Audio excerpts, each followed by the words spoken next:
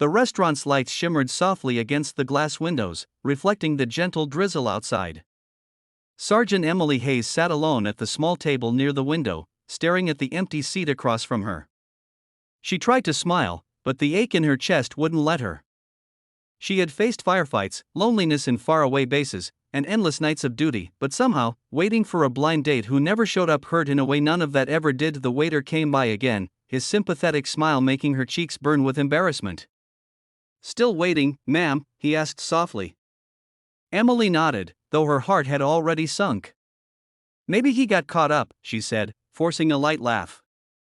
But deep down, she knew no one was coming. Her friend from the base had insisted she go on this date, saying she needed to meet someone normal after years of serving overseas.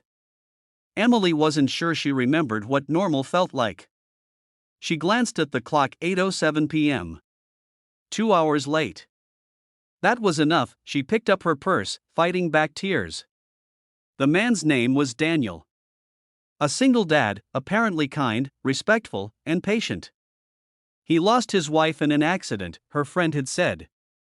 He's been raising triplet girls all alone. You'll like him. Now she just wanted to go home, away from all the staring eyes and whispered pity. But as she stood up, the restaurant door burst open. 3 little girls rushed in, all wearing matching pink dresses and ponytails bouncing like sunshine in motion. "Wait," one of them shouted breathlessly. "Please don't go." Emily froze. The youngest, probably no more than 5, clutched a teddy bear in one arm and pointed at her. "Are you Miss Emily?" she asked between gasps. Emily blinked in surprise, nodding slowly. "Yes. I am."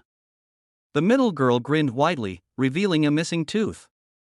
"Our daddy's sorry he's late," she said in a rehearsed tone, the words tumbling out quickly. "He's outside, his truck broke down, but he's coming." Before Emily could react, the door opened again. A tall man in a worn leather jacket and jeans came rushing in, his hair damp from the rain, and worry written all over his face. "Girls, I told you not to run off like that," he said, out of breath. Then his eyes met Emily's, and something changed. "I'm Daniel," he said softly, voice rough with sincerity. "And I am so sorry for keeping you waiting." Emily studied him, tired eyes, a humble smile, hands that looked like they'd done real work. He looked nothing like the polished men she'd met before. There was something genuine about him, something grounded. The waiter smiled knowingly and brought a fresh pot of coffee. Daniel sat down, still slightly embarrassed, as his daughters giggled beside him. "I couldn't find a babysitter," he said sheepishly. "They insisted on coming.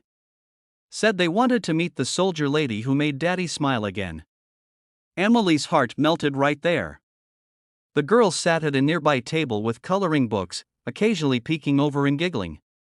Daniel looked at her apologetically, but Emily smiled. "They're adorable," she said. "And honestly, I think this is the most unexpected blind date I've ever had." He chuckled, rubbing the back of his neck. "Yeah, I guess I'm not very good at this. I was nervous."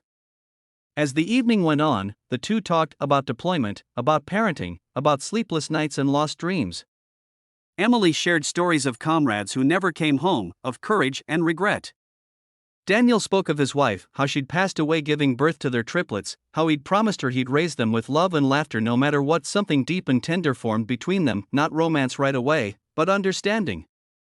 Two people who had both fought different battles, both broken in places, yet somehow finding comfort in each other's presence. When the night ended, the rain had stopped. The triplets ran up and hugged Emily's legs. "Miss Emily," one of them whispered, "can we see you again?" Daniel looked uncertain, but Emily knelt down, smiling warmly. "I'd like that very much."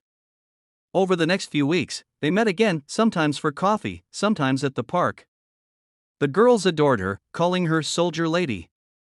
She taught them how to make paper airplanes and told them bedtime stories about bravery and kindness. Daniel watched, his heart slowly healing from years of loneliness. One evening, Emily received deployment orders again. Her heart sank. She had promised herself she wouldn't get attached, yet here she was, attached more than ever. She met Daniel at the same restaurant, unsure how to tell him. When she finally did, his face fell, but he nodded. "I knew this day would come," he said quietly. "You have a duty, and I respect that. The triplets were devastated. "Don't go, Miss Emily," they pleaded, tears welling up.